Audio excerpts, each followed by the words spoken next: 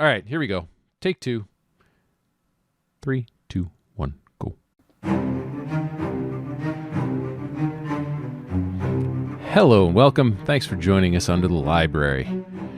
We are playing our homebrew Call of Cthulhu campaign, created by our very own keeper. If you are enjoying what we do here and would like to support the show, there are 2 ways you can do that. First, you can go to patreon.com/underthelibrary.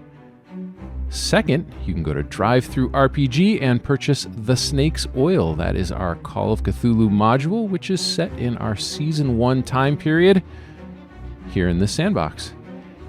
And one more thing before we get going. I can't believe that it has taken me so long to mention this, but if you are a tabletop RPG player or GM, you definitely want to check out our other podcast. We just finished recording episode 6. It is called Up Your RPG, and our mission on that show is to help you up your role-playing game. Each episode, we pick a new topic and discuss ways in which folks can improve the narrative nature of their own games. Again, that's Up Your RPG, and it is available wherever you get your podcasts. With that out of the way, let's get to a show. My name's Arthur. I am playing Franny. Once again, we have a full cast tonight. We have Rick as Bello, Wayne as Rutherford, Emily as Joe, Chris as Boone, and Scott as Culligan. Of course, our keeper is that guy over there. His name's Michael. Michael, the show's all yours. Hey, thanks. Up your... Yeah.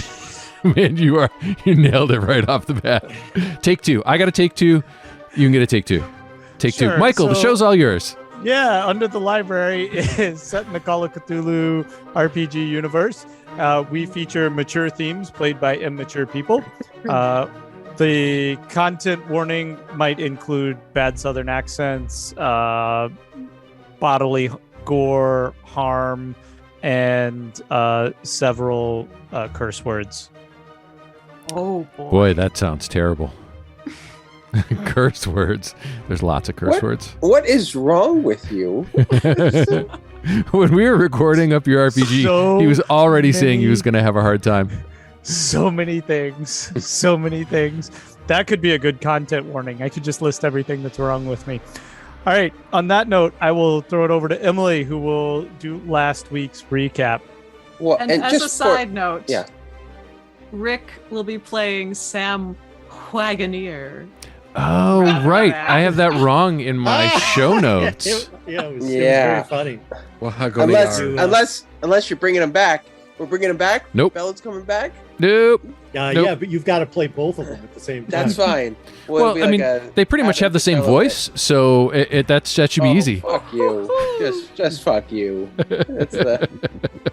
So that was a much better content warning. Thank you. Sorry, Emily.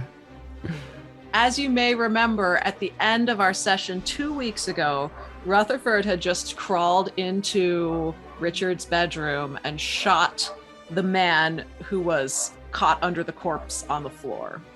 So now there were 2 dead intruders in the bedroom. And Rutherford is able to stand. He looks out the window, but the not brightness from outside, but bright images within his head cause his one eye to constrict, and he starts having visions. Visions of people in lab coats with clipboards, and a woman giving birth. He turns on a light. He sees Bello's body, and the gore. The room is it's a scene of, it was a massacre. Rutherford turns Bello over looking for pocket chicken. As you do, there's a gurgle. His mouth opens, and his lips part, and a large bug pushes out of his mouth, crawls out, and skitters away. Scott, this visual is for you. At least 4 inches long and 2 inches wide. Rutherford shoots at the bug, misses, and hits Bello in the sternum. He does, however, notice that one of the men on the floor, one of the dead men, is the man with the scarred face. He wants to take a picture. So, side note, Rutherford has a hole in his shirt at the sternum and blood running down his front, but he feels like his chest is intact, strangely. But let's go for a minute over to the rest of the party arriving at the doctor's house. And Dr. Gardner immediately invites them in, even though it's the middle of the night, and asks, was it the chicken man? We deflect. Boone takes the car around the back, and the assistant Ellen goes to quiet the dogs. Dr. Gardner also says, you're very lucky to Franny. Luckier than the chicken man. It missed your vital organs. The doctor slides a metal rod into the wound and says, it's clean now, but she won't tell Franny what the instrument is. Puts Franny to sleep. And while Boone's in the back, Gardner questions the kids forcefully about what happened, how this happened, the chicken man, and the situation. And they protest they don't know anything and go to find Boone. Back to Rutherford, he finds that little spy camera and takes a picture of the scarred man. When he looks at the bodies, he finds that each has a 4-digit tattoo on their abdomen. He covers the body with a blanket. Sorry, Richard's body. He covers Richard's body with a blanket and has a final moment with his old friend. Yeah, just the body because there's no head. Precisely. Yeah. Realizes his friend's probably headed to a doctor, so he grabs the keys to their car. As he goes outside, a man on a bike throws today's paper. There's a headline about the explosion at the lab. 14 dead, including 4 firefighters and 3 scientists. There is also... Way to go, Joe. Suspected arson and sabotage, and 3 suspects, and they have descriptions. The second headline is a spy out cold. Somebody caught a spy last night. Killed a spy last night. All right, so Rutherford heads for the car. He has a key for the car and another for the glove compartment. Back at the doctor's, there's a pounding on the front door, and the man at the door is Sam Wagoneer. There's an emergency. His son is all torn up with sadness. Sam immediately asks after the chicken man, who told his son Amos that they would have no more income and he could not have a bike for Christmas. And the doctor leaves him for a moment, sitting quite on edge, armed. He doesn't sit for long. He bursts into the back room and demands to know who he sees in front of him, Boone, Joe, Cully. And he's very aggressive. Surprisingly aggressive, especially with Franny laying injured on the table. And Franny tries to speak to him.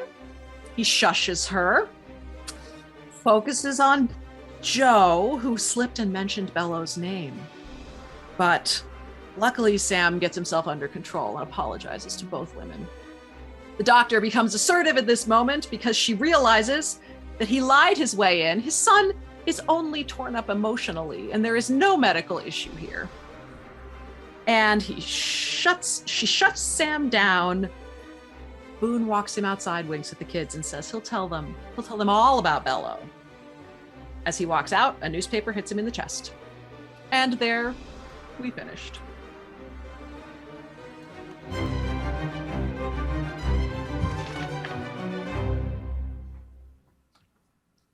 All right. Particularly good recap, if I do say so myself. That was good.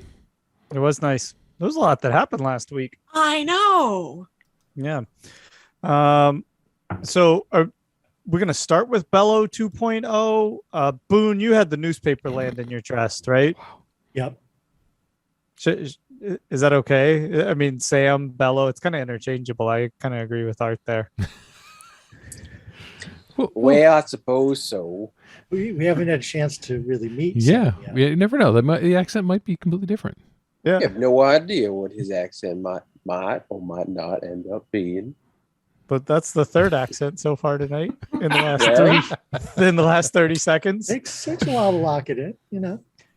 For our listeners, if you hear something somewhat Southern in any way whatsoever, you can just assume that's our new character, Sam Wagoneer. Or it could be Southern New Franny. Jersey. And, I'm certainly not going to brag about my Southern accent either. So, Franny's pretty consistent, though. really? Yeah, That's I weird. think so. Okay. Yeah. Probably because it's the only one that I know.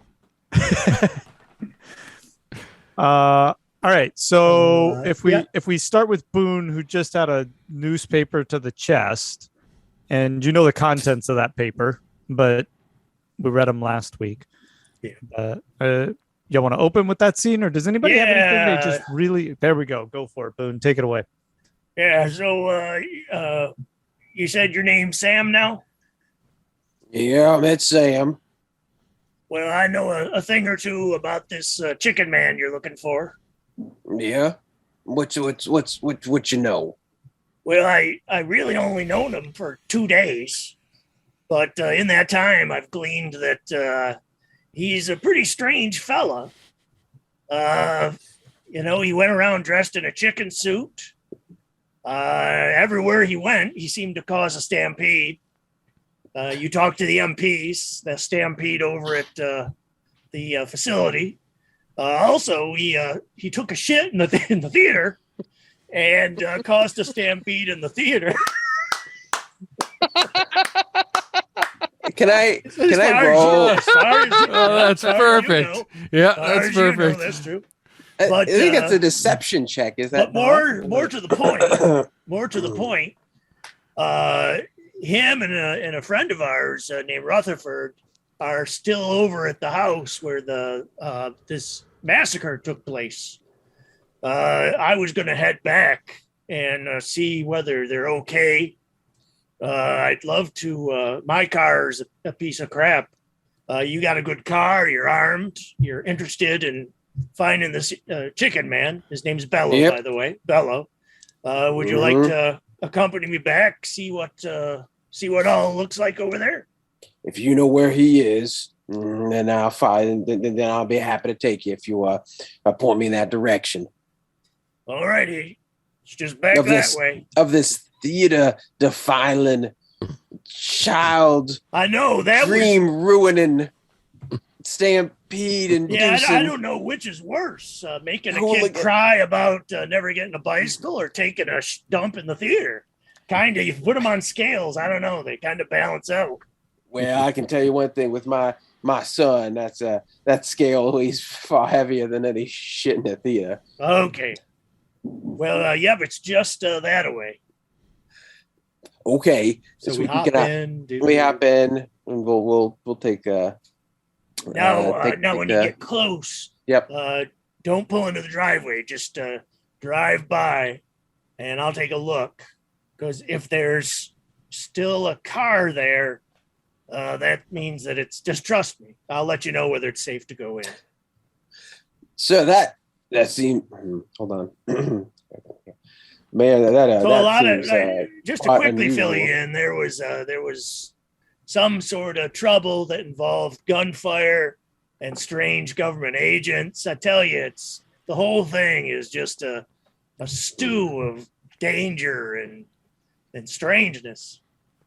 Well, I noticed. Well, anyway, those government agents pulled into the driveway. I'm just trying to clarify what's going on here.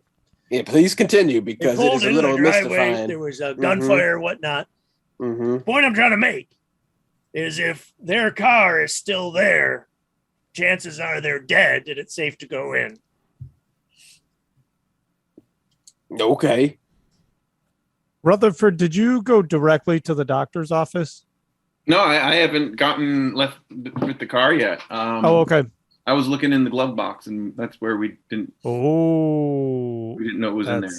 Yes. Yes.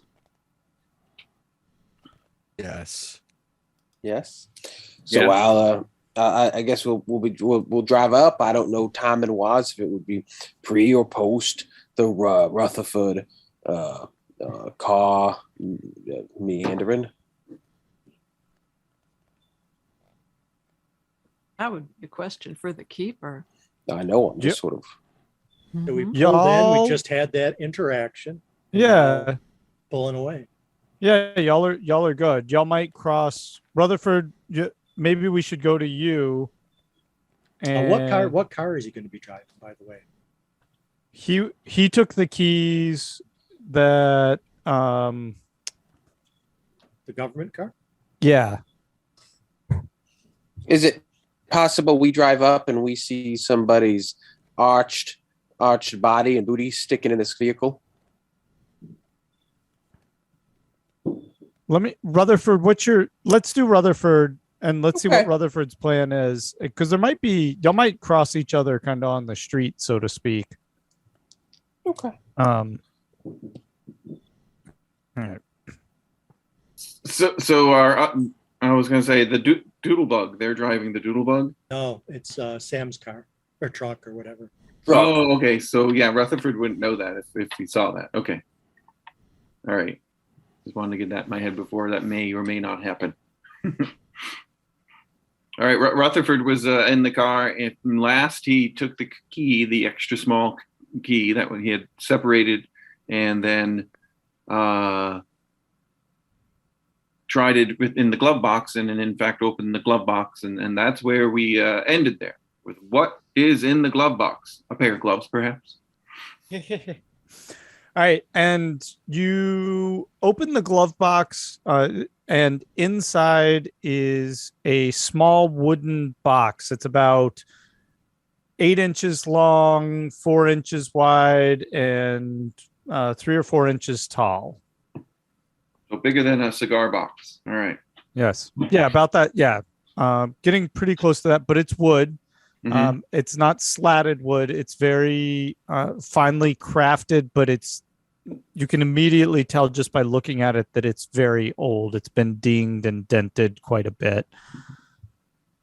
All right. Rutherford takes it from the glove box and looks at it carefully, puts it on the passenger seat. Okay. And at this point, that's a secondary thing. The first thing is to start up this fine machine, because we talked about the wonderful engine, almost worthy of an airplane. And Yes. he fires it up because he realizes he's going to get the car away from here.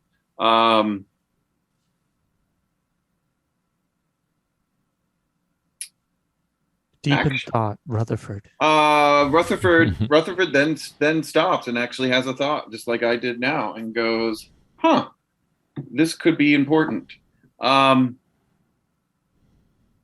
might take a little while, but it's the nighttime, and hopefully he has time to do it." It's not night. It's dawn. I mean, It's you're dawn. pushing dawn at this point.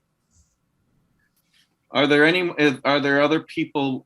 What's the neighbor situation? Are they close by? Is it obvious? Is this like an Richard's house was pretty secluded. It was up kind of on a plateau, a little bit outside of town by a few miles, and so it's elevated, right? Remember, you could see the government facility on fire and everything. He has no real neighbors. Rutherford is having thoughts suddenly of the bodies of these agents, if they need to be disposed of. What if those bodies were found in this house? It could be terrible, and he suddenly has a thought he may have to take these bodies somewhere. Rutherford's a pretty strong guy. He's in pretty rough shape though right now. What would be the Why do you say Rutherford's in pretty rough shape?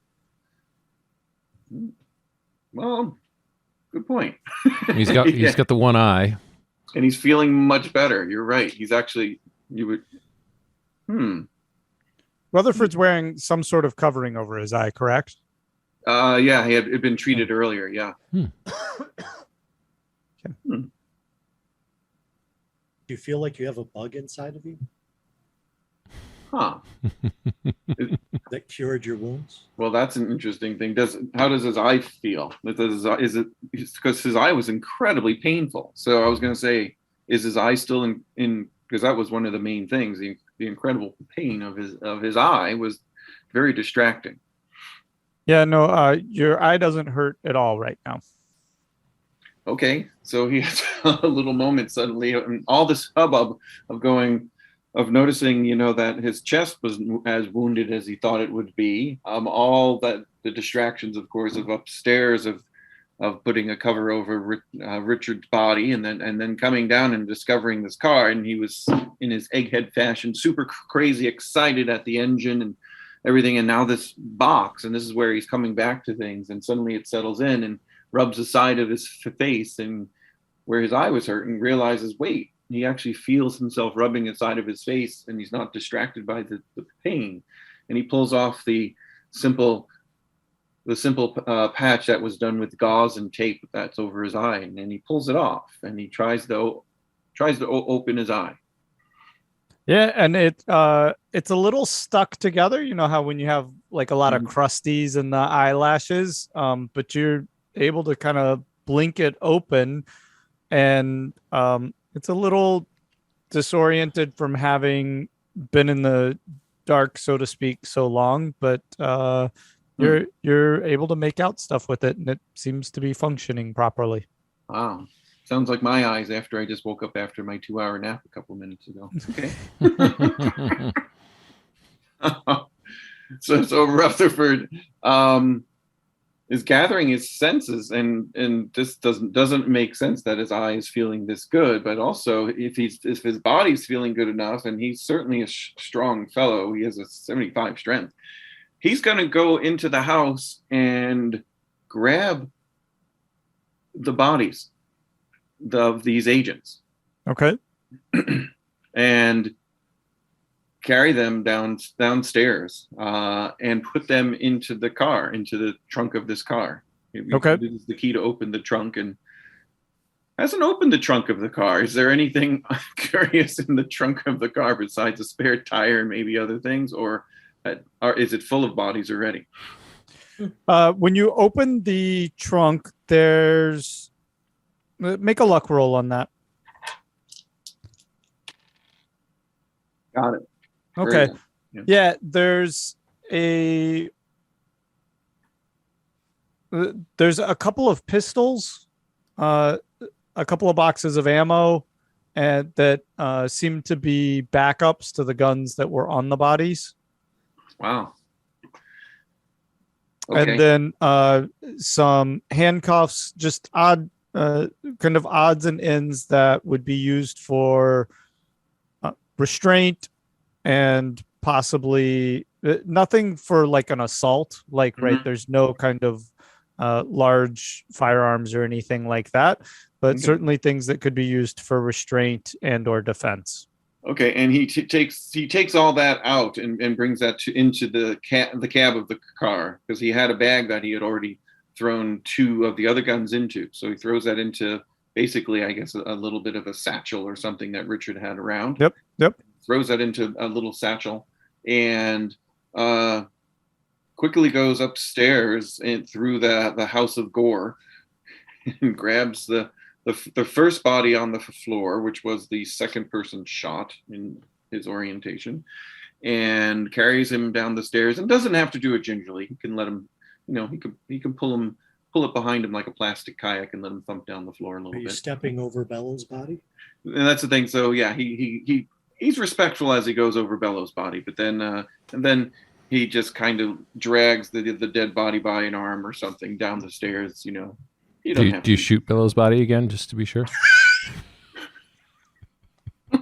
Yeah, only if there's more bugs coming out. No more bugs right now. Okay, because he does take a look. So one of those things where he goes past Bello's body, and you kind of do the thing where you press against the wall and look down and go, ooh, like when you're avoiding the cat vomit on the floor, kind of like that. Make a little circle around it, looking for bugs. Did you just call my character cat vomit? He did indeed. Oh, Bello. It's a compliment. Bello. I don't think that's a compliment. It all happened because of a giant hairball. I don't know. Oh, okay. And so he takes the body down and puts it into the trunk of the car, and then goes up, and then there's the scarred man, the fellow with the scarred face, and gets that body, and I'm guessing that guy might be bigger, I'm not sure, and pulls him down the stairs gingerly around the cat vomit and down the stairs. Okay. He's talking about Bello there. Yeah. So Boone and Sam, as y'all are driving by, you're doing your kind of pass by. Sam, you're driving. Boone, you see Rutherford pulling the body out the front of the house. Okay, I can absolutely tell it's Rutherford, right? Yeah, it wouldn't be difficult to do. What Okay. the hell's going on here? Has he got a body? Is that a body? I What is told going you. on here? I told you there was all sorts of gunfire, but that fella there is one of my acquaintances. So I think we're good to pull into the driveway. Well, so I'll pull into the driveway and we'll get out of the car, and then I got my 12 gauge, and I got Rutherford, that raised at this point because I'm saying, sir, you get over there. I need to figure out what's going on here. This is just way too unusual. Sure, Sam. I mean, as you see, Rutherford's covered in blood, right? He's basically his shirt from midway down. You didn't change, right, Rutherford? No, not at all. Yeah. I was gonna So say, the front of his shirt is just covered in blood, and he's carrying a body out of the house, certainly. Mr. Rutherford, it's me. Boom. and I said, and he looks up, and I was gonna say, because Rutherford at this point is single-minded in the tasks happening and cascading upon him at the moment, one upon the other, and he's carrying this body down here, and he looks at Boone, and it just, he just goes in. It just makes sense. And he looks at Mr. Boone and he says, Boone, come here quickly and look at this. And he holds the body, and the way he's holding the body, he displays the face towards Boone. And he say, look at this face. It's the fellow I was talking about with the scarred face. Yeah, I got the kids out of the house, and Franny's in kind of bad shape. We come back to see if you were okay and see if Bello was okay. And I said, well, let me put this body in the trunk. I said, if you want. Well, hold on there now. You're not putting no bodies in no trunk until I get a goddamn explanation as to why there's two gentlemen, apparently with children, now pilfering bodies out of a house into the government. I told you it was a massacre. What do you expect to see? So Rutherford would not. He would look at, and if he doesn't look like an agent or in any of the others, he would just continue carrying the body to the trunk. Let me help you with that, mode. Rutherford. What the hell? What you? This is so unusual. And then in doing so, he would then talk to Mr. Boone, and he says, and Mr. Poulet is upstairs. Unfortunately, he has met his demise. He has suffered two grievous wounds or more, and he is upstairs by not too far from where Richard's body is, which I covered for the sake of decency. Mr. Wagoneer, he's talking about that chicken man. He's up there? Yep, if you want to go defile the body. He says he's dead, so have at it. Oh, God. Well, I got my 12 gauge out. I say, you two finish putting whatever you're doing there, but I'm not going in there alone. I need to figure out what's been going on here. I have no idea. You're saying this is some sort of massacre from the government, sending spies or some sort of agents out here. What would they be doing that they're opposed to what you're doing? I think Mr. Rutherford's in a better position to explain that. And once the body's in, and I close the trunk and lock it, turn to, I said, and Mr. Boone, who is your new acquaintance here? Well, this is Mr. Wagoneer. And I said, do you and how do you spell that? I think phonetically it would be WHAGGONAREE.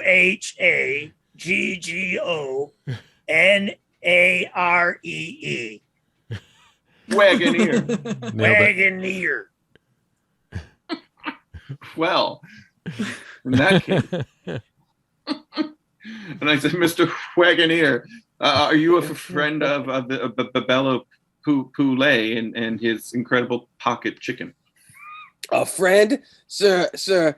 I'm what you would refer to as the exact goddamn opposite. That gentleman, and I'm being very generous with that term, This is definitely not a Texan accent. I don't know what I'm doing anymore.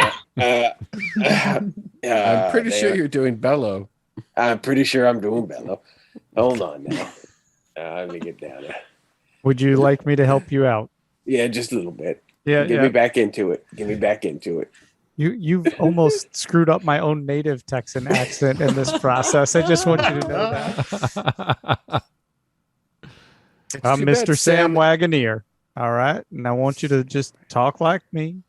We're just going to ease into this accent here. And it's you just go for it now. Those goddamn bodies in that goddamn trunk.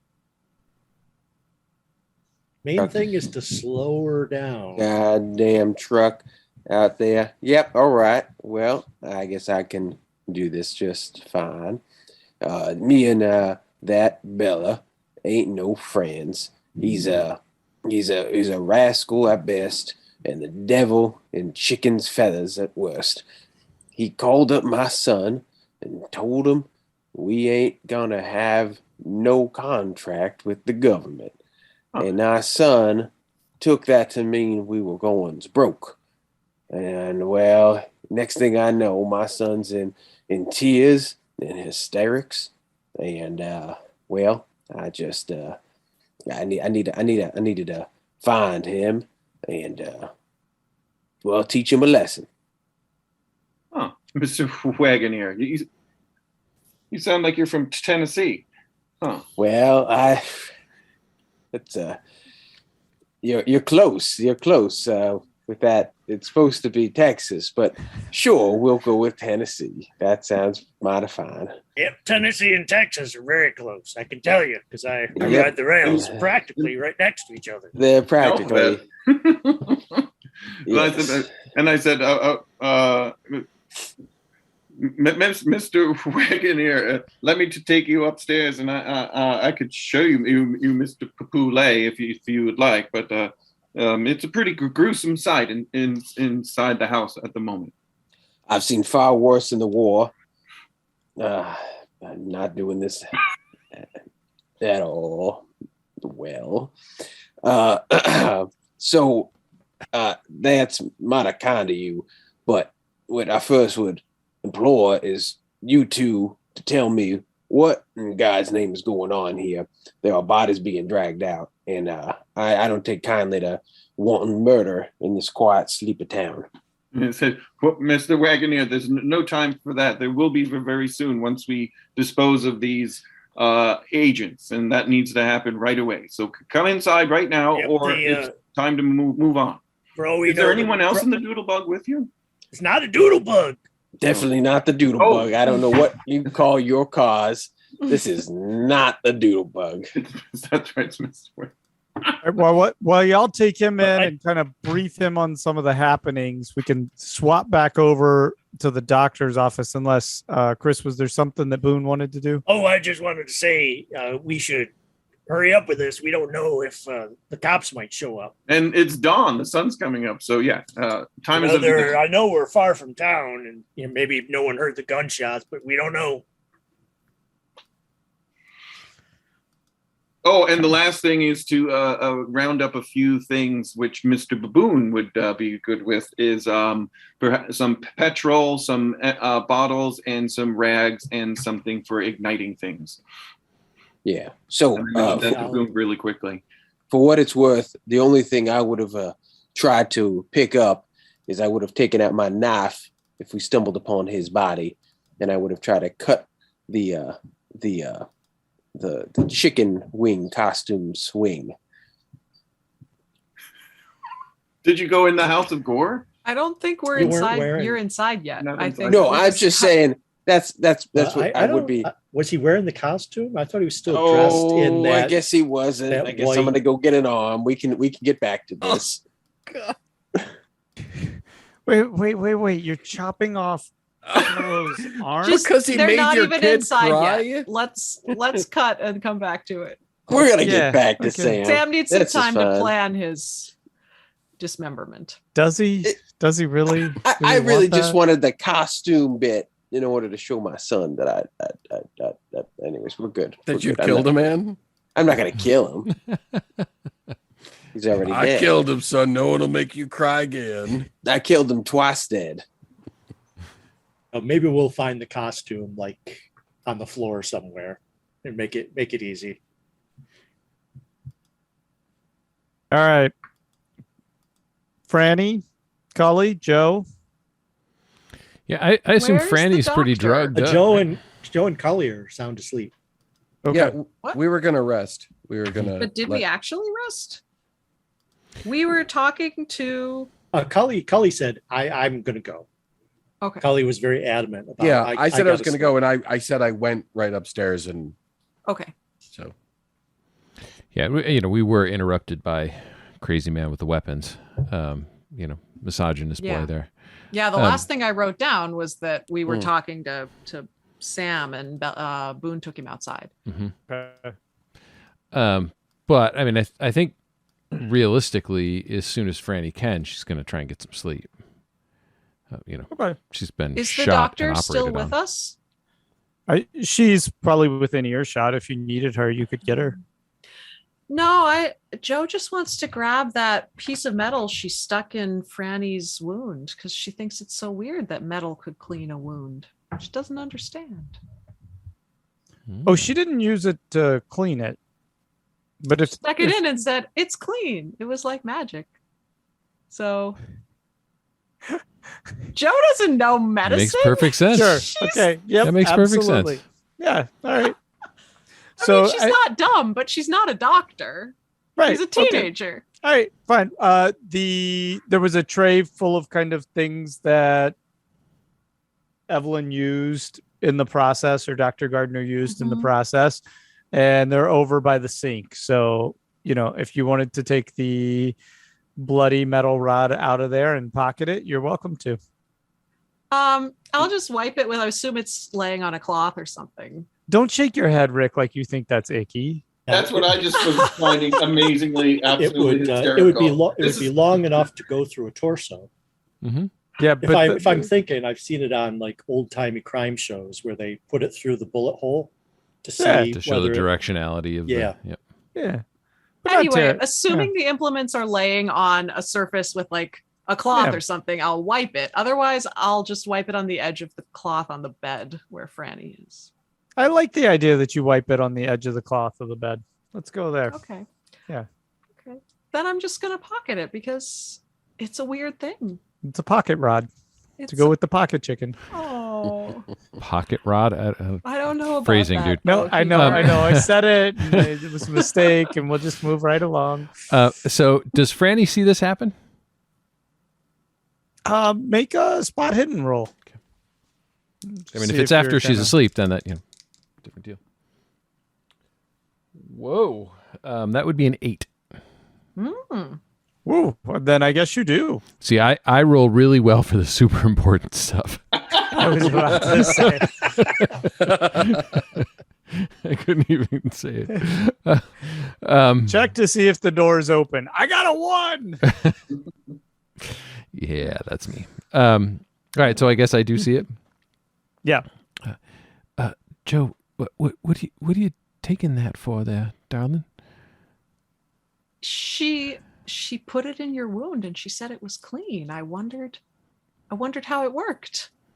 That is very interesting. I do not quite understand how she was able to determine that the wound was clean with that rod. So you know what? I think I approve of this thievery.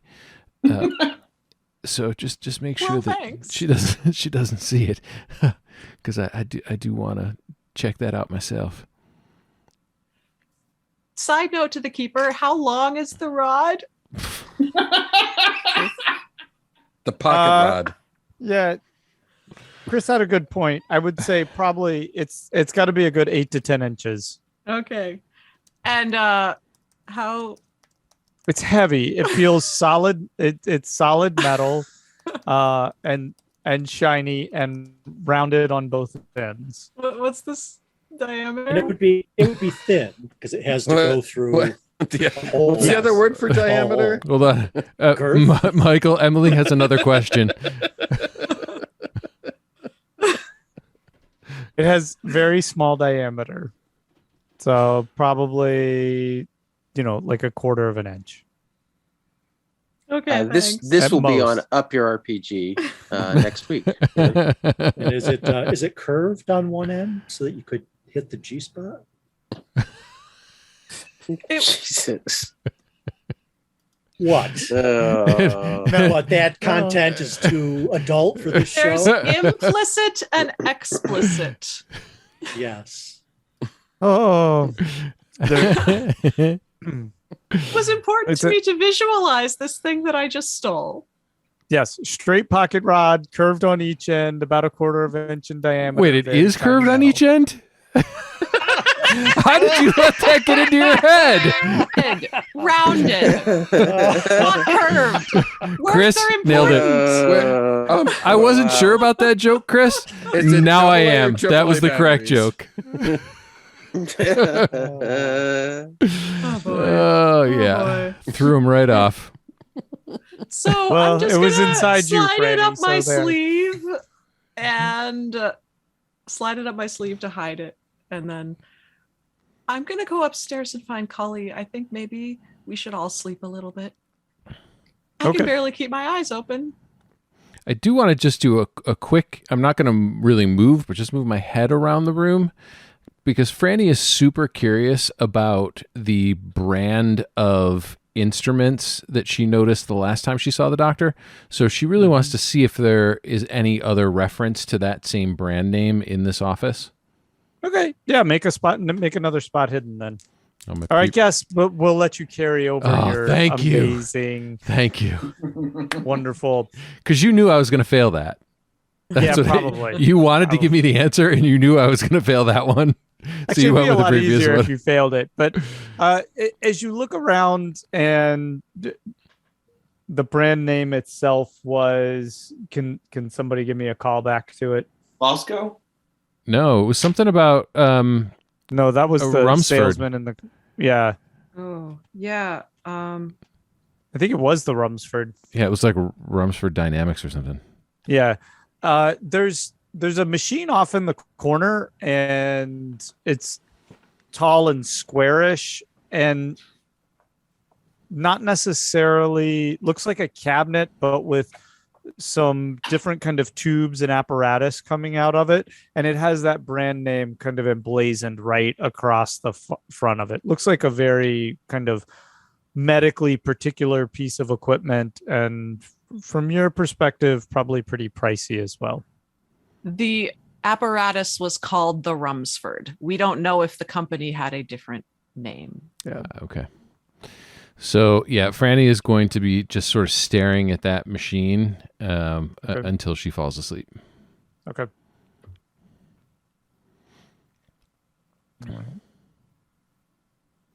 So, okay, so you kind of go off into your dreams.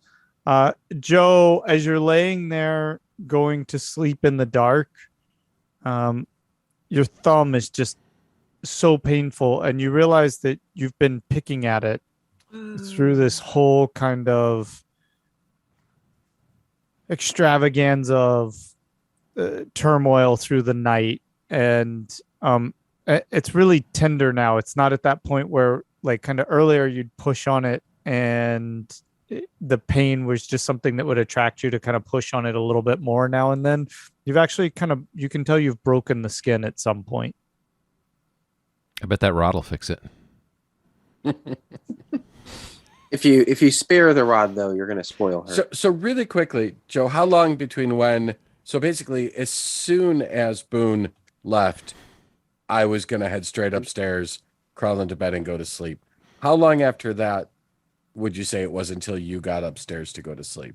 Because you said you were going to curl up in the bed next to me, right? Yeah, probably just a few minutes because I just had the exchange Okay, with Franny. so and then pocketed the I'm rod. probably not asleep yet. So, Keeper, would I notice the hand and the thumb and the picking? That would, Well, I mean, it's I mean, I'm just going to add, if I feel that pain and realize I've been picking at it, I would probably look at it, like maybe apply some pressure and just be engaged. So would you notice my attention? yeah, I mean, it's the lights are out, right? You had gone up first, right? Cully. Mhm. So I think that You can roll for it certainly to see if you notice as she's kind of doing this, but it's dark, and I think it would probably be kind of difficult to pick up on what's going on. So I got it, but I got a regular success. Yeah, 17 I would say 25. in this scenario, then we'll just say no. It's something Okay. that maybe you notice the energy of Joe is off a little bit from what you've seen normally, Okay. but.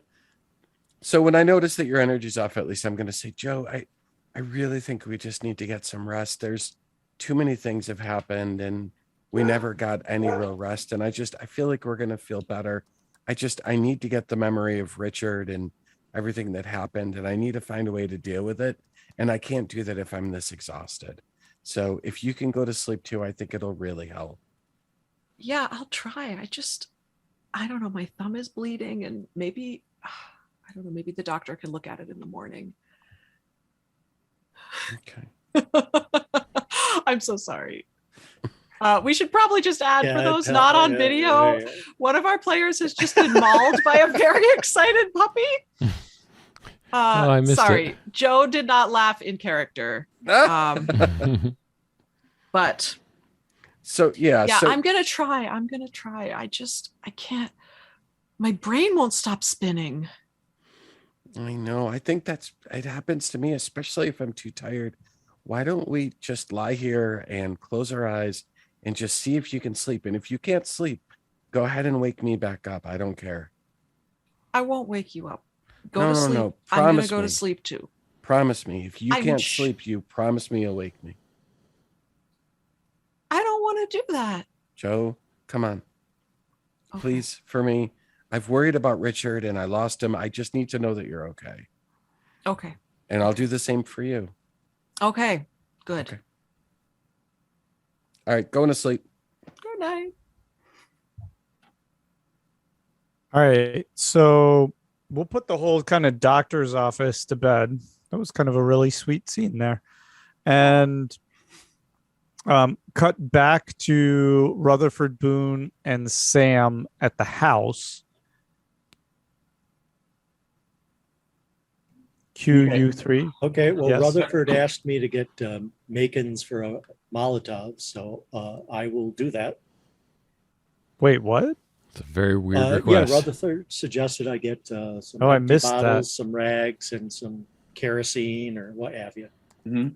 So Yeah, he threw it out like very casually, as if it was Okay. like, hey, could you Oh, go like grab some normal. sugar? Yeah. Okay. yeah, you want me to roll to see if any such things exist?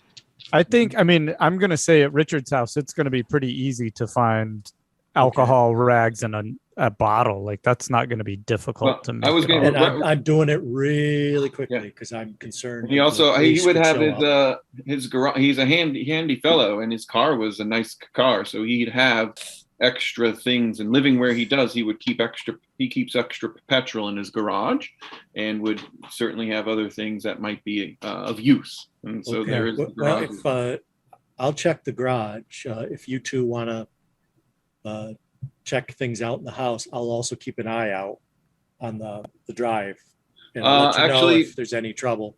Okay, so you do that, and then Rutherford tells Mr. Wagoneer about the body upstairs and says, would you like me to accompany you through the gruesome aspects of the house so you could see the body of Mr. Poulet? Well, hell yes. And so Rutherford would take him in, and through the horrific kitchen, the bloodied, slippery stairs. Watch your step, Mr. Wagoneer. You don't want to get. You What wouldn't- the- you Can don't I want just, you can I wouldn't just want to. interject for a minute? I don't Yeah. think he's upstairs. Richard's bedroom was on the main floor. Oh, it was on the main floor. All right. Yeah. Yeah. Okay. And then I tell him you don't want to slip on anything and get whiplash, Mr. Wagoneer. And we will wander over to where his body is laying.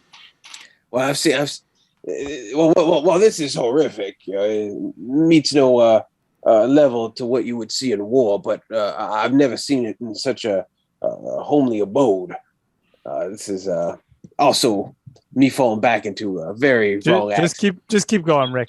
Keep going roll with it. Keep going. Yeah, Just going. Just go. Diving straight through. Yeah. So, my lord, there's just too much here. Where's this body? I need to see this imbecile.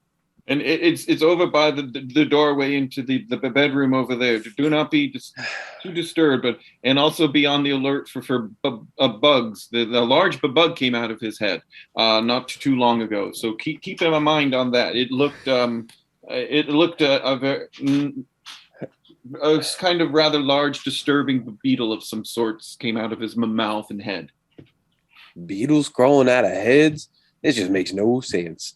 And I'll keep on down that hallway and find myself up onto that old Bello's body. And I suppose I wouldn't know what he looks like. So I would say, this is him. And I said, over there, I need to attend to something outside, Mr. Wagoneer, and at the moment. And so Rutherford turns on his heel and like he does and just heads out. And it's perfectly fine leaving Mr. Wagoneer there with his... And Sam's alone where he didn't want to be alone. All right, so we'll take a break right here as Sam kind of takes in the brain that exploded all over the room, the puddles of blood. There's at least 4, right? There were the 2 intruders plus Bello's own puddle of blood, plus Rutherford's small puddle of leaking that happened for a while. Would there be a sanity check for poor Mr. Wagoneer? You don't want him to go crazy. Well, he said he was a war veteran. Yeah, but this might be trigger. PTSD. Yeah, it could be trigger. Sure. Let's. You know what? That's a great way to go into break. Could we have a sand roll on our new character? 99. Oh, hold on. Oh, that's a 20. That's fine. That's not much fun. Yeah. Nope. Boring. Son of a gun. Oh, I'm sorry. Do you want another character that's going to get maimed and brutalized every episode and then maybe die 5 days from now? So we can do that too. I think we'll limit the teasing to whips and whens. Rick, I will just say, never ask a question that you don't want the answer to. I didn't hear an answer come. I don't know if you want it. All right, let's take a little break, and we will see everybody on the other side. We are back from break. Michael, back to you. All right. And with that, we're looking in on Sam as he took everything in. He passed his sand roll. And what do you do in this room? Well, I looked down there at old Bello. Never knew him. But no man deserves to be shot like this over what? All I did was come here to teach him a lesson, and he certainly learned one far too early. It's a shame. I'll just tip my hat and say, well, better luck next time there, chicken boy. And I'll turn around. And at this point, I'm looking, and well, to clarify, he shit his pants, right? Is what we clarified, right? So really? Yeah. Yeah, I don't think I remember that part. I don't remember that. How many more horrible things can we do to Bello post-mortem? Or Bello Poulet. Say what a Bello Poulet. What an absolute shame. Bello Poulet. You've just truly defiled yourself. And I look inside the room and I see 2 more blood spots, I presume, from the bodies that were just loaded into the car. And I would see the remains of Richard,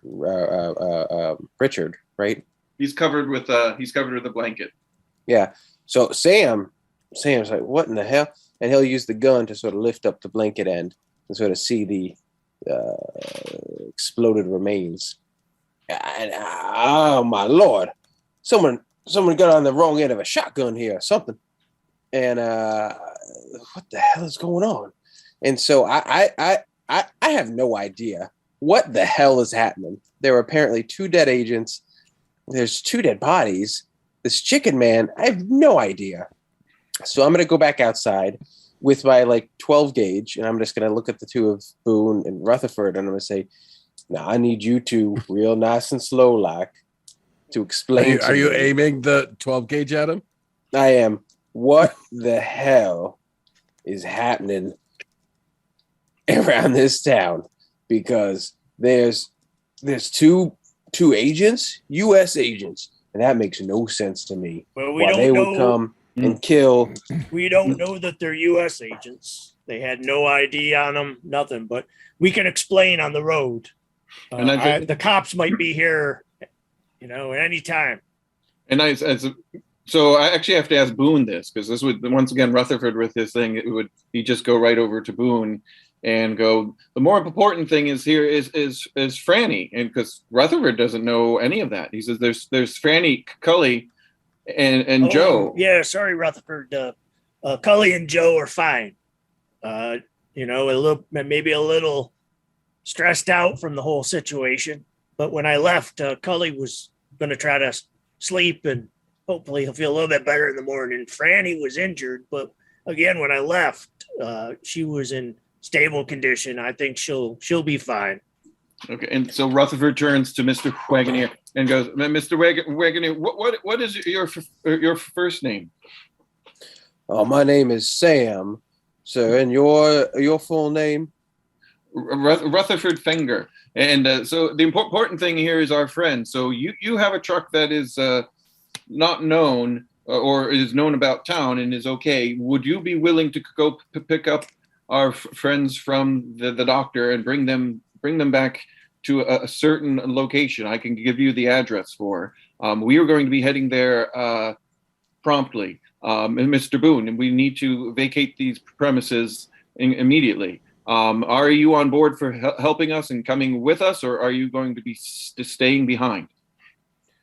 Well, I guess I got one question, and that is, there's a man with his head exploded in there and body parts all torn asunder, and I haven't seen anything like that since last week with one of my cows turned inside out. Mr. Wagoner, please, that is one of my best friends up there. He had an unfortunate incident where something with the pressure in the air, or I don't know if there's a gravitational aspect, something went horribly wrong, and there was no weapon involved. But we shan't talk of his demise anymore. There's many people who are very distraught, and specifically the young people that are back in the doctor's office with Mr. Boone. Time's wasting. TikTok.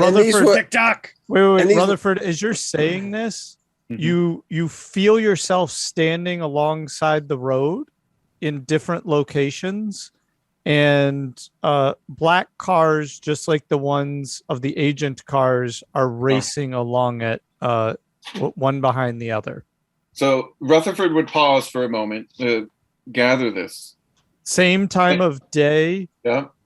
Same time of day in this vision as the one you're currently in, and you're feeling this intensity of it.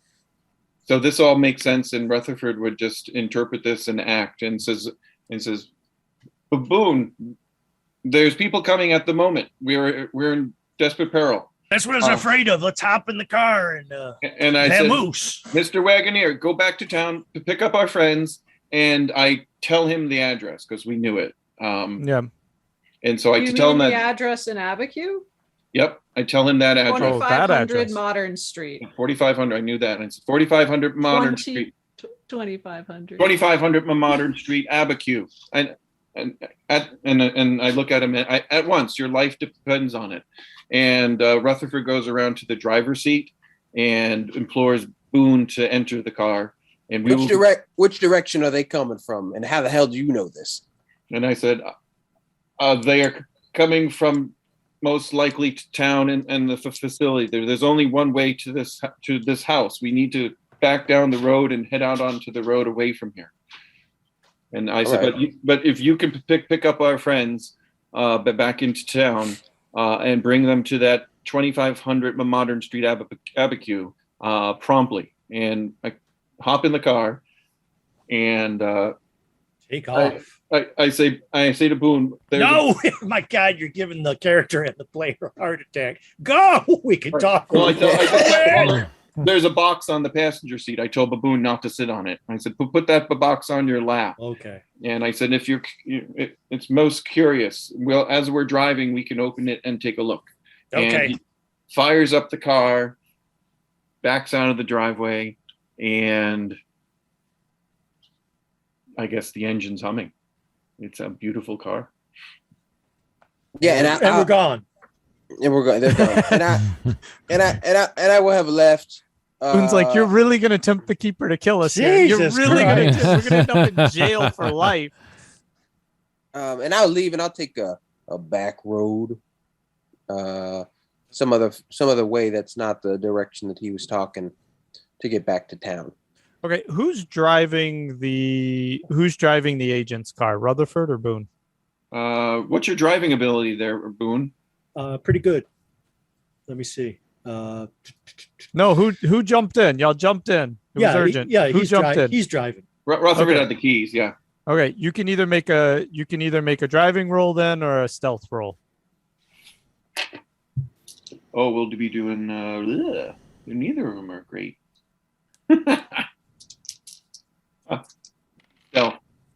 No. Okay. All right. So cut back to the doctor's office, and Sam, you're taking back roads to get to the doctor's office. Yep. Okay. And then we'll cut back to there, and then Rutherford and Boone, y'all are driving straight to Abiquiu. Is that the plan? Yeah.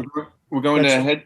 Rutherford wants to head away from Richards, take the road away from town, and if there's agents coming in his head, and how they would go. But he's also going to, with the tire tracks, he wants to make it confusing. So he actually starts driving towards town. If I'm not sure if these roads are paved or are they dirt roads. That's what he's curious about. Once you get into town, they'll be paved, but where Richard lives are they paved or dirt? Where Richard is, it's dirt. So that's what he's concerned about. So he wants to go to the end of his road where the left and right is. And he wants to make a turn in the opposite direction that he's actually going. Turn around, do a couple circles, and then head the correct way. Okay. All right, and then we'll cut over to the doctor's office. Sam, we'll get you there. It takes like 10, 15 minutes. Sure. Okay. And I'll hop on out, and I'll head on in. And at this time, I mean, it hasn't been much more than maybe an hour or two, an hour at best. Yeah, not long. So everyone is sleeping right now. Yeah. Well, they didn't give me any other direction other than grab them and go. This is going to get really awkward. So I guess I'll go up and I'll, yep, and I'll knock on the door. Kids, come on, we're going in my truck. Thank you. Thank you for doing this. And woman who I just shushed. Had to make it explicit. Sam, your character would have a different sense of urgency though too. He would. Yeah. You're right. Rutherford and Boone are now in a stolen car. They're in deep. With the bodies in the back. Hey, wait! In the last game we played when we were in the New England town, didn't we have bodies in the trunk with Lanny or Patty and all that? Yep. Yeah, Actually, Chris drove away with them. the two of you. So I'm starting to notice a new theme. Instead of killing hobos, now we have bodies in the trunk. It's kind of a pattern. Yeah. All right. So, Sam, I'll let you think about what you're going to do. As y'all head out of town, Rutherford, Boone, make a spot hidden. 92. All right. Then y'all just keep on trucking towards Abiquiu. Uh-oh. I tell Boone to take a gun and take some shots at a sign or a light post. No, I'm just kidding. If you say there's a gun, then I'm gonna take a gun and make sure it's loaded. Oh, there's more. Actually, I there's 4 guns, and I hand him one of the agent's guns and some of the ammunition. You can keep driving. The whole bag's on the floor, and I'm sure that Boone, your curiosity would probably get the better of you. And Rutherford would point it out, and he says, "Yes, there's some weapons in there. They are of very fine quality. The agents had the best government issue weapons, curiously, but better than government issue. I think they are of some sort of special force or something." You take a look and you see. Okay, If well, you know- I'm gonna take the guns and the ammo. Make sure to leave one for you. I'm gonna climb into the back seat and keep a lookout through the rear window to see if we're being tailed. Okay, so with that 92, though, you get a little bit distracted by this wooden box that he told you not to sit on. Mhm. And your curiosity about it kind of takes over because as he's driving, you're kind of glancing out the back window, but you're really intrigued by kind of the detail. As you look at it, there appears to be some sort of inlay, but under the surface. And so this kind of clear topping over it, the inlay looks quite intricate and beautiful, but the box, for all intents and purposes, is extremely heavy. Right? Even if it was a solid block of wood, it feels much heavier than a solid block of wood, and but it doesn't appear to have any sort of opening. Okay, so I'm just kind of looking at it, looking at the ends, looking at the sides, looking underneath. And that's what really distracts you from what you should have seen out the back window, explaining your 92. Good job on the 92, though. I mean, it could have been a 96. You could have fired flares out the back window. Or a 99. They're in the back seat. Yes, exactly. Oh, crap. All right. What do we want to do back at the doctor's office? Sam? Yep. Oh, so Ellen, Dr. Gardner's assistant, kind of comes to the door and opens it, and she says, "Oh, Sam, come on back in." What's the chance she gets punched in the throat? Jeez. I'll take my hat off. I'll take my hat off and show some respect and say, Ellen, I don't know what's going on here. There seems to be some sort of trouble over at the base and some sort of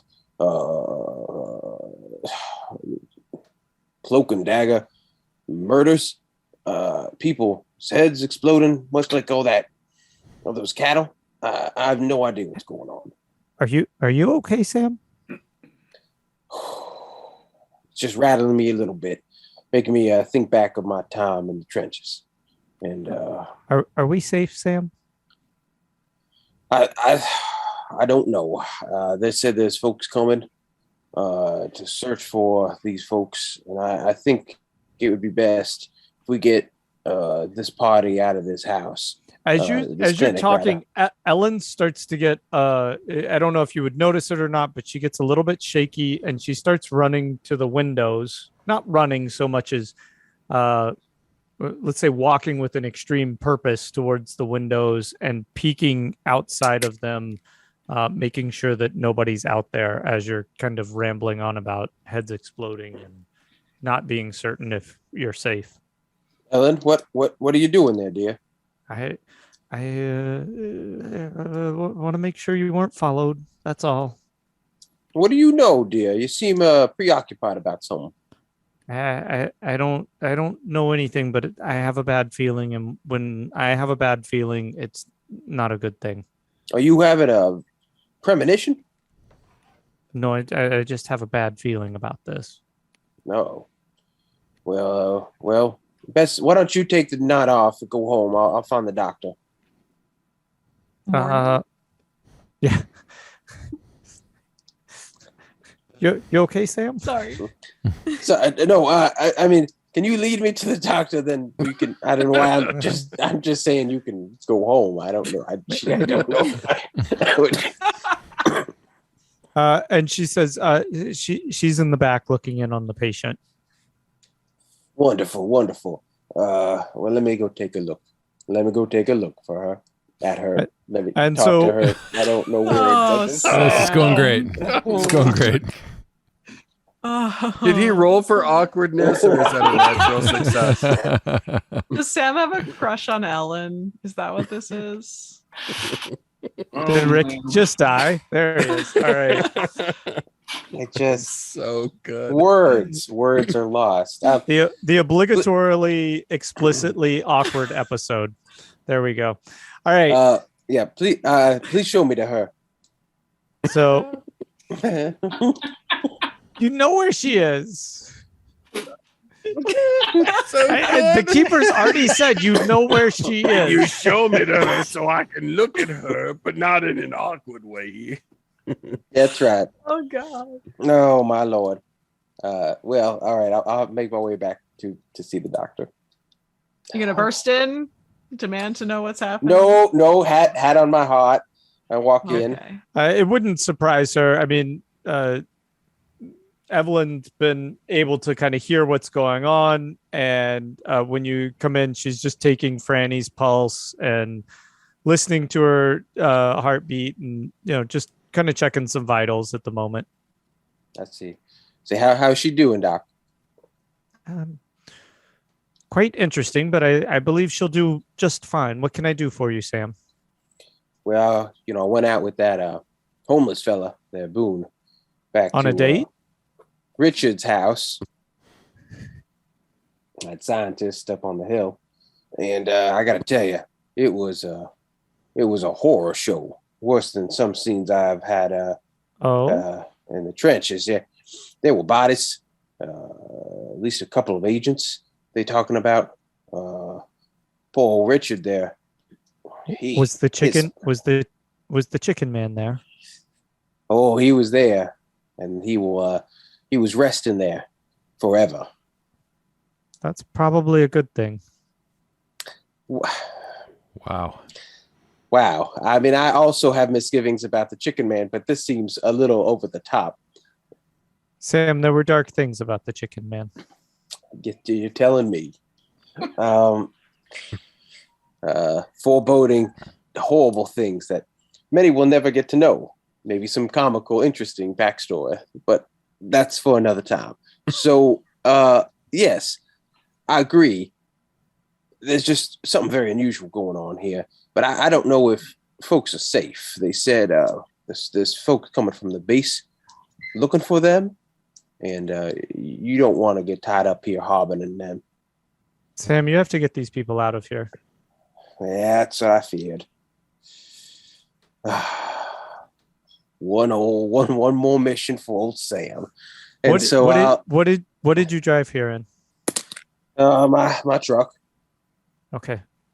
We'll fix her up a mattress. I'll have Ellen put a mattress in the back for this patient. And It's fine. We'll have to keep her comfortable for the ride. You're going to have to drive very slow. Well, we can do that. We can do that. I need you to avoid the bumpy path. Okay, I will avoid the bumpy path. The bumpy path? Is that what the doctor would say? The unpaved road, maybe? The country road? No, the bumpy path.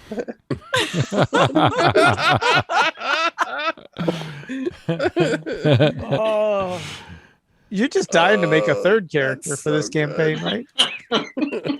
Yep. Maybe something with a northern accent this time might suit you better. Any other accent would be great. Yeah. Just don't go Canadian, okay? Let's keep it. Yeah, thanks. Okay.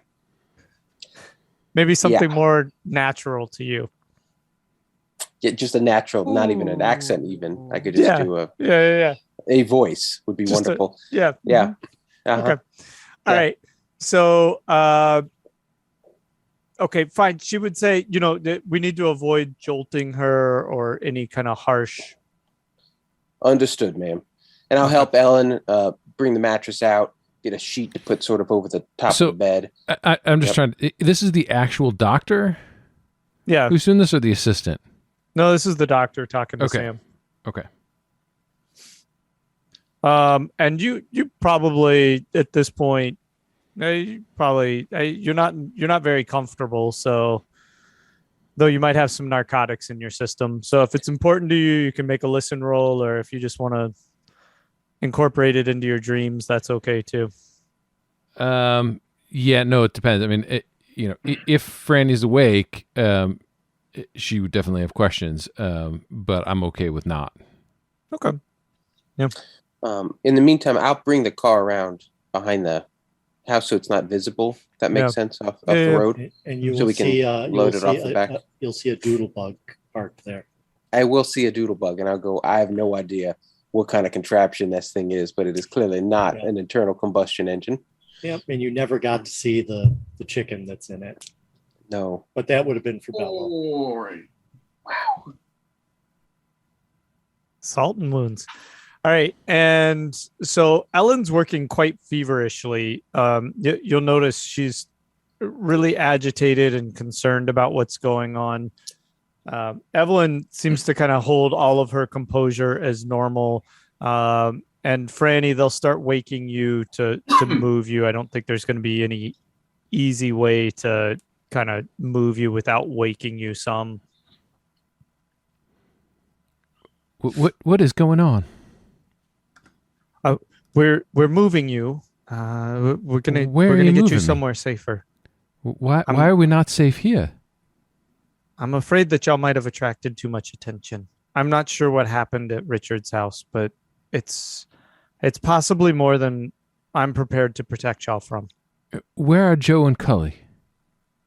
They're upstairs sleeping, and Ellen will go get them to ride with you. Oh, I'm happy to go pick him up and walk down with. With him? Where are Rutherford and Boone? You want to chime in there, Sam? Yeah, sorry. I you were just doing such a great job there, Doc. Rutherford and Boone, they took one of them government agency cars. I'm government agency car? What are you referring whatever to? vehicle was at the property you all were staying at. And they drove off, and they're going to meet me at this Abiquiu's spot. What Abiquiu spot is that? Some sort of second. Honestly, they did not tell me. They gave me an address, and they drove off really quickly. What address? 2500 Modern Street. I got it. Sam Wagoneer has it. 2500. Well, now I forgot. Sam Wagoneer has it. Now, Franny, you're saying know all about this this in address. front of the doctor? I do. Yeah. Oh God, you put the doctor in jeopardy. Sam, you said all this right in front of the doctor? He doesn't know. I don't know. Yes, I did. He's just a simple rancher. He's just a dude.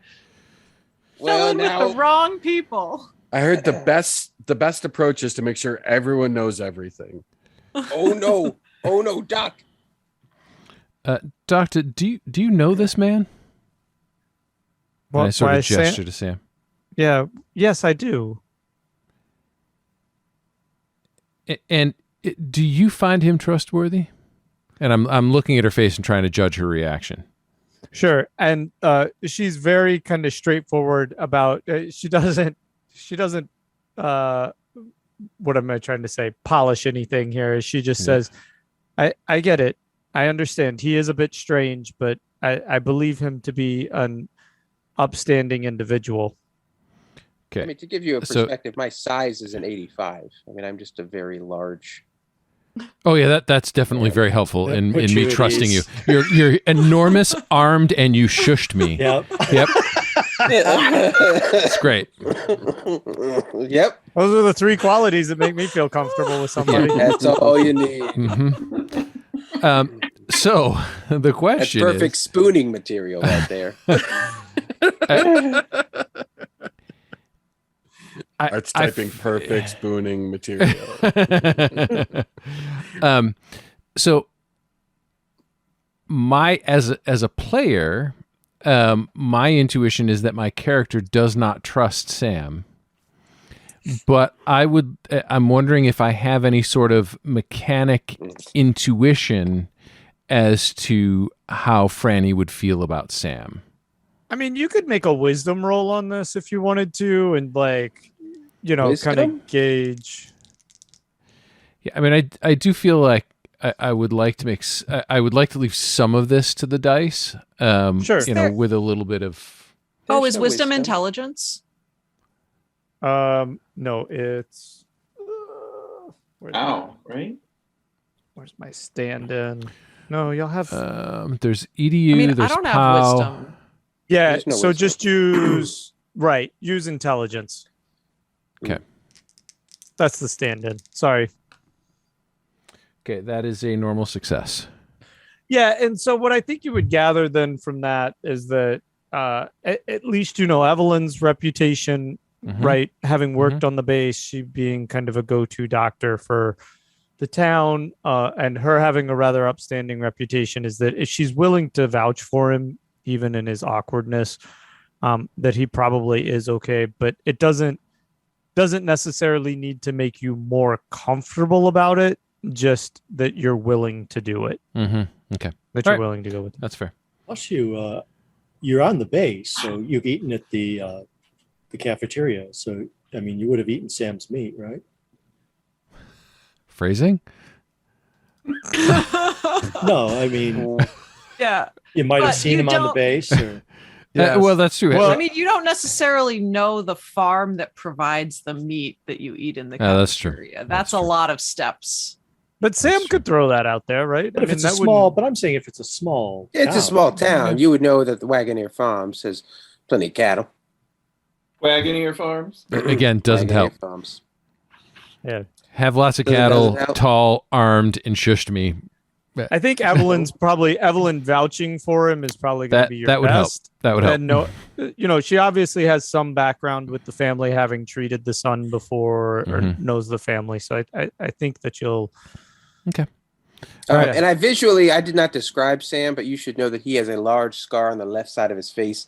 That's like a scars burn- definitely help. Yep. Burn wound that helps, my goes from trust. the left jaw and cheek geez, down his neck, Louise. down the entire left arm. Oh, So anytime in his Wow. Yes. Does he have In bolts fact- coming out of his neck? It looks a little like. I'll show you here in a second. You guys can keep going. Yeah, you don't have to show us. I'm good not seeing. So, yeah. Again, didn't have to see it. You're the literal worst. Yep. Absolute worst. All right. So Franny's on board. Okay. We can, grudgingly. yes, grudgingly and with much suspicion, keeping an eye on as much as possible, looking for Okay. creepy signs. So while they're kind of moving you that way, and Evelyn's staying with you,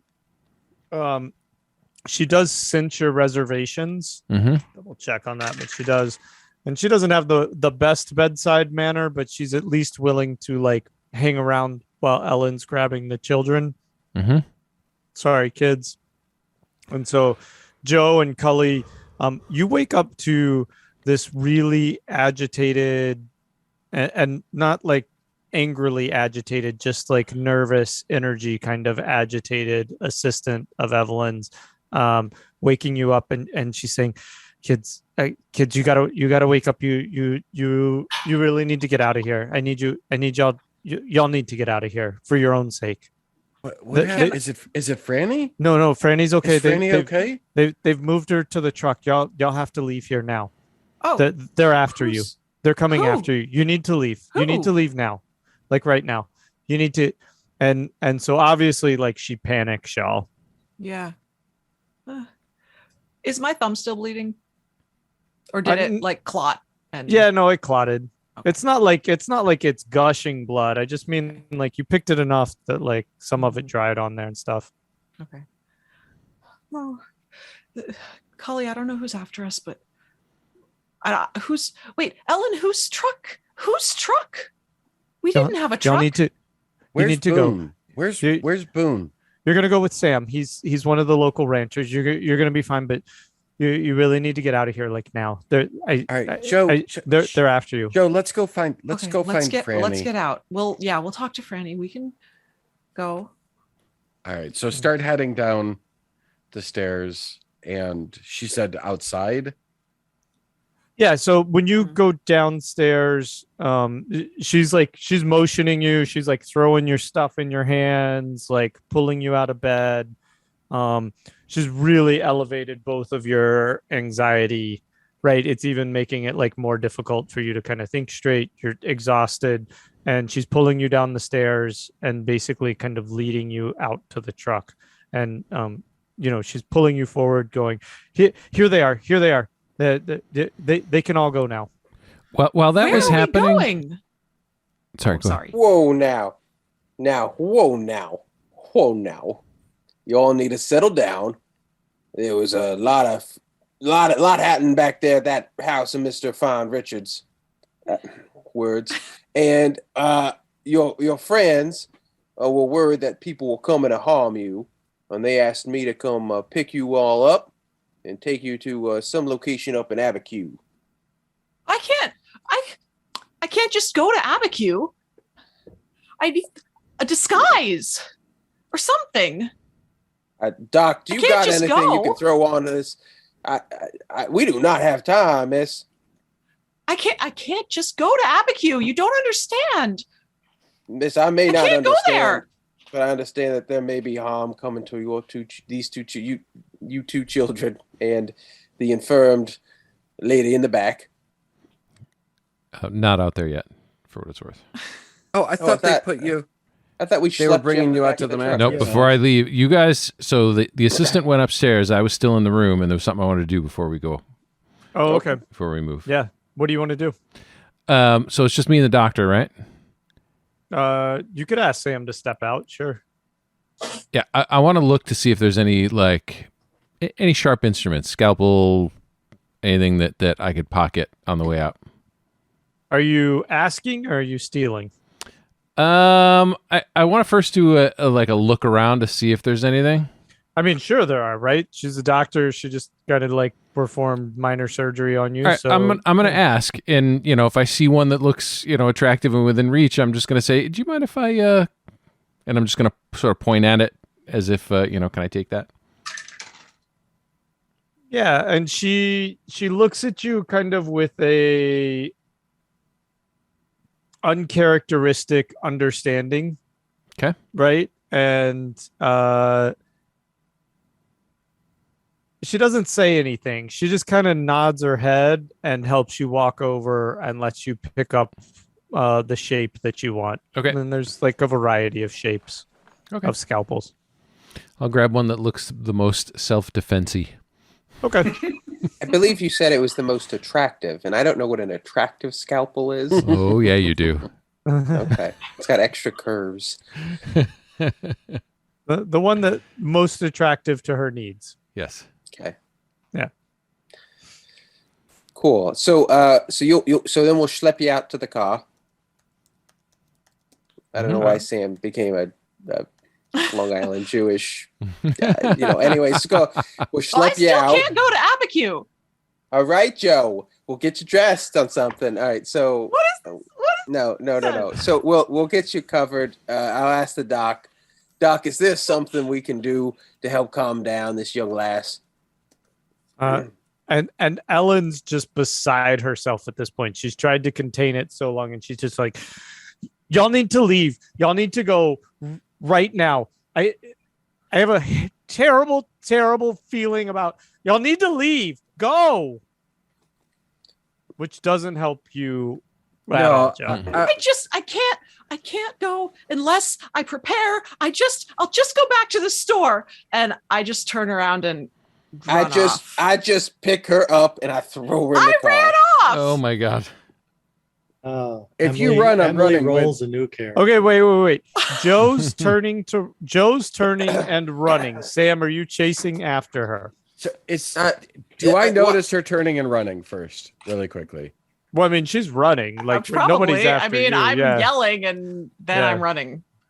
So as soon as you do that, I'm going to start going after you, and I'm going to say, "Joe, come back." I can't go there yet. I Joe, can't go there now. I don't even know this guy. Well, but Boone said to trust him.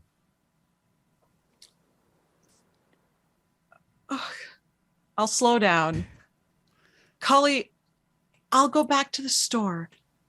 I can't. At least I could get my stuff. I can't go back without. They can't see me. It won't work. If we go back to the store, can we get stuff to disguise you? Yeah, sure. All right. Can you wait 1 second and let me go talk to Sam? Just one. All right. So I'm going to go back and say, Sam, Franny, Joe needs to go back to the store. She needs to get her stuff.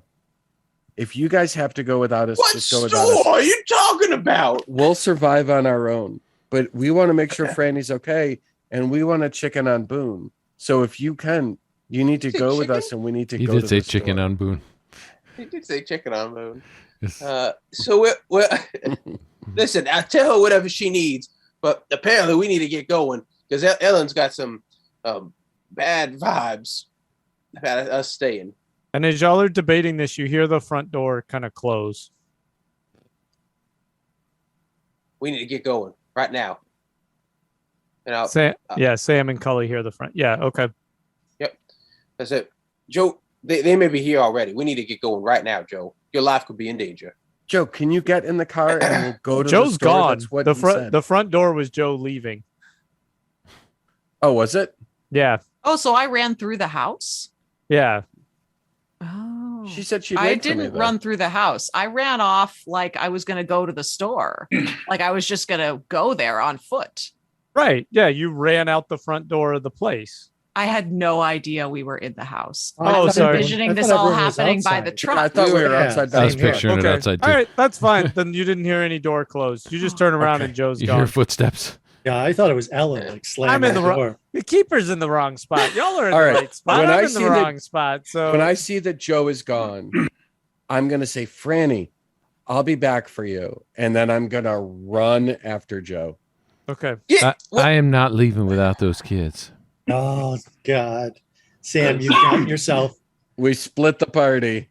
Jeez. So Sam's going to start the car up, and he's going to start barreling down after Cully and Oh, like God. pull up next to him and say, son, get in the goddamn truck. So did you leave Franny behind?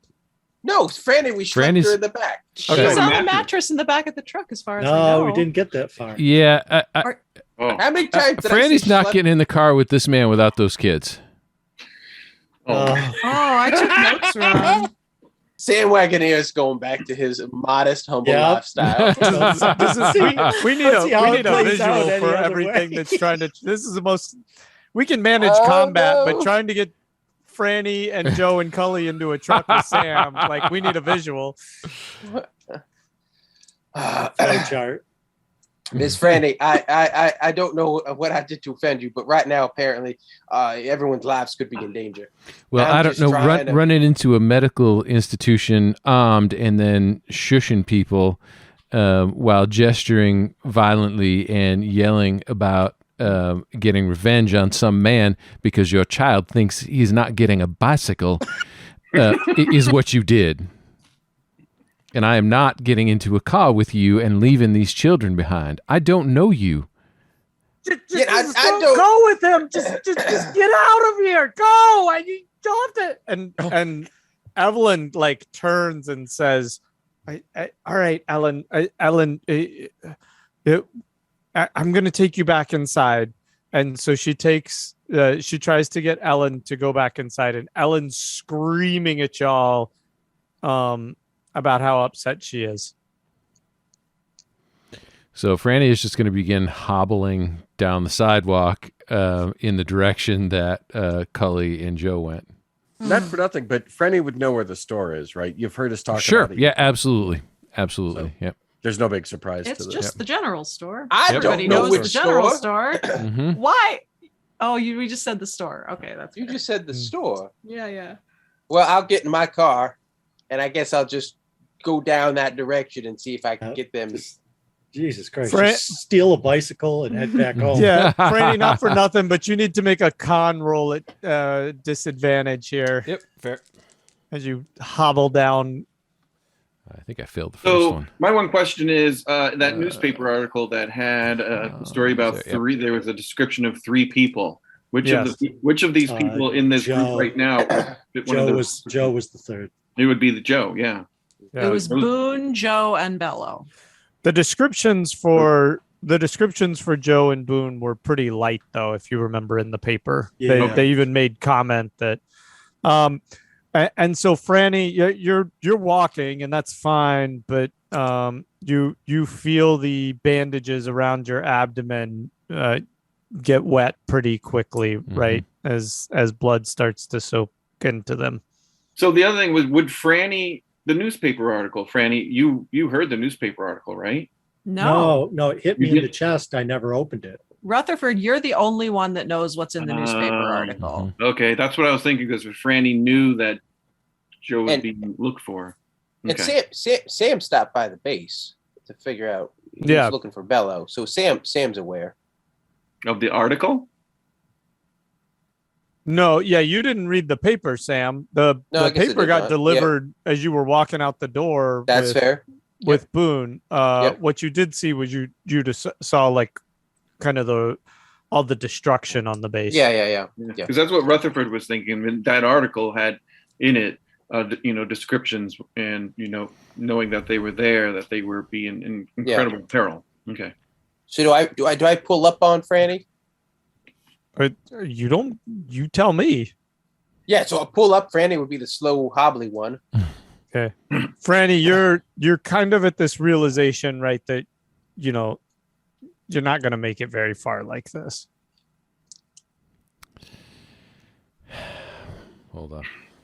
I'm going to roll for it. Okay. Ma'am, you're trailing your intestines here in about 5 minutes, so I would implore you to get in the back of the vehicle. Sam does not have a way with words. Yeah. Nope. Oh my goodness. Franny's just going to find a place to sit down. Okay. And that would be probably against the side of the building. Yep. Okay. And I'll keep going. I'm just going to keep I'm just going to. I'm like, so, really quickly, have I caught up? Because I wasn't that far behind Joe. Joe, are you walking or running? If I'm far enough away that I feel like I'm not chased by anyone but Cully, because I don't mind Cully, I will walk and let him catch up. And I just wanted to get away from the building. I'm not screaming at the top of my lungs, but I'm doing that sort of like Joe, that kind of. Yeah, then you see her and you can catch up. But I mean, Sam's truck's not that far behind you, right? I mean, it's like none of this took very long. Y'all didn't get that far, so you can hear. Are we at least around a building that I could duck behind? Make a stealth roll. Okay. I would prefer to duck with Cully to like let him know where I'm going rather than just disappear. I'm not trying to get away from Cully. I got it. Regular success. Great. Wow. All right. Just give a giant hide and seek from each other. All right. There's another building kind of down the way, probably a barn or something like that, that you're able to run to with Cully right off the side of the road and duck behind. Oh boy. Can I do a tracking roll? Oh God. Sure, go for it. You probably have to track missing cows all the time. Yeah, regular success. All right. And so maybe we'll just say your intuition, you don't see the kids. It hasn't been that long. And you see a barn not too far off the road. And you're just kind of, your gut says that's probably the direction they headed. Okay. Well, I guess I'll pull up to the barn. I turn my headlights off, and I'll pull up next to the barn, and I'll get out, and I'll say, "Kids, are you out here? I'm just trying to follow instructions from Rutherford. We can take you to whatever store you need, but I cannot leave a couple of defenseless children out here." Make a persuade roll. Oh boy. Oh, hold on. What was this? This was Oh yeah, no, he's not good at persuading anybody. Okay. All right. Apparently you had your gun out while you were trying to waving it around. Kids. For what it's worth, hearing him say that he would take us to the store or wherever we needed to go would register. Okay. And also the fact that he said Rutherford's name, which we hadn't actually said before this, would tell me that he'd actually maybe talked to Boone. So I was trying to trust him before. Well, I was saying Richard's house this whole time. What does that have to do with anything? But they were asleep too. Don't forget. We were asleep. To that. But the fact that you're saying Rutherford's name is just maybe another indication. So I say, Joe, it's up to you. I want you to feel okay, but maybe if he takes us to the store, we get you a disguise. He'll get us back to see Rutherford and Boone. Yeah, if we can go to the store, I can get my things, I can disguise myself. You know what happened there. You know why I can't go back. I know. But if we go back, we can also make sure Franny's okay. I'm worried about her. I know that she would have worried about us. Am I just standing there listening to this discussion? No, you're probably just waiting on your fate to be decided. All right, so should we leave it hanging right there? You two discussing what you do? Well, I was going to say, I think if you're okay, we can say, yeah, let's go back. So if we can go and say, I want to say to Sam, we're going to give you a chance, but you can't just expect us to trust you fully right away. But if you can get us with Franny and we can pick up a disguise and then you can get us safely to Boone and Rutherford, it would be an incredible thing. Spoon and Rutherford? Yeah, that was Freudian. Are these intentional, man, at this point? I said Boone. You said Spoon. No. Spoon and Rutherford. I thought I said I meant to say Boone. And you had an earlier chicken. I don't know what's going on. yeah. Do you smell toast? I don't know. Oh, I think it's my toe. Sam, I know you don't know me, but you just have to trust that I cannot go there as myself. And if you need to take us there, I need to go to the store. Kids, I'm just trying to do a favor. And there's 4 dead bodies at this house. I don't know you from Adam. You just look defenseless and there's people coming to kill you. That's what I heard. You said you'd take us to the store. Well, get in the goddamn car so we can get going. Well, he's really good at talking with kids. Jesus Christ, you're not making this easy. Right? Sam, make an intelligence roll. Every step. That is you know what? I'll burn 3 luck to make it a hard success. Okay, and so I think what you can say to them is you could really impress. Your friend is back there bleeding because she won't get in the car unless y'all are in the car. So I think you can play that card on the kids, and I think that will get Cully. That's why I said the word spoon, because you're spoon feeding the line. You gotta realize this is an army guy. Kids, I don't know who you're with. But he has a kid. This feisty lady, but she's bleeding out on the trail more than a stuck pig. And I gotta tell you, she ain't got more than maybe 10 minutes if we don't get her propped up here in the car, bandaged back up, and get on going. You're saying Franny is dying? She's dying? He's got 10 minutes. The doctor said she was getting better. Yep, gotta go. Get in the goddamn car. All right, I don't know what's going on, but I'm not getting in the truck with you.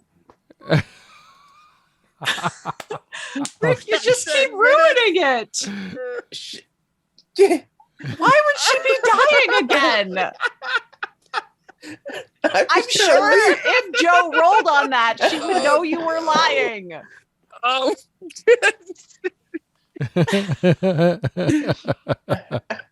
That's it. It's over. Quick, punch her. It's over. Don't let him talk again. Okay, Keeper, can I roll on that? Because that claim was totally unnecessary. He could have just said she's bleeding again, period. Full stop. And that would have been like, oh no, Franny. But she's bleeding She's got out. 10 She's minutes only got to live. 10 minutes? What the fuck? We know Rick is an embellisher. You're Well, improvising, then it's embellish gonna a little. bite him in the ass. Can I roll something on that ridiculous embellishment? Sure. I'll notice that you're all tired. Nobody slept. Everybody's pretty like high emotion right now. But sure. What do you? I don't know. Were we using intelligence for wisdom? I think you need a psychology roll on this to check on his lying. Psychology roll. Yeah. I don't even know. Ah, shit. Are you sure it's not intelligence? Can he just say, oh, I misspoke. By dying, I meant thriving. She'll be thriving in 10 minutes. Failed. Not a critical fail, but definitely a fail. Okay, then I think then we'll end right here with. Oh, what happened? Uh-oh. We lost Scott. Yep. Well, then we'll end right here on that cliffhanger of Sam saying how awful or how close to dying Franny is, and you basically buying into it because you're tired, you're exhausted, and really overwhelmed at the moment. Okay. Whoa. Sorry, hit it twice. All right, that's going to do it for us tonight. Wow. Don't forget, please check out our other show, Up Your RPG, wherever you get your podcasts. And between now and next time, you can find us online at underthelibrary.com. All our social media stuff is there. I'm not going to read it right now. So for me, for Emily, for Scott, Chris, Rick, Wayne, and Michael. Michael wants something. Oh, wait, Michael wants something? What do you want, Michael? Oh, he's just waving? No. Yeah, just waving. Just waving. All right. Oh, you were waving so much. Yeah, that was a vigorous wave. Because he doesn't look at. I'm sorry. It was a vigorous It's wave. very confusing. Scott's back just in time for us to say good night, and we will see you next time.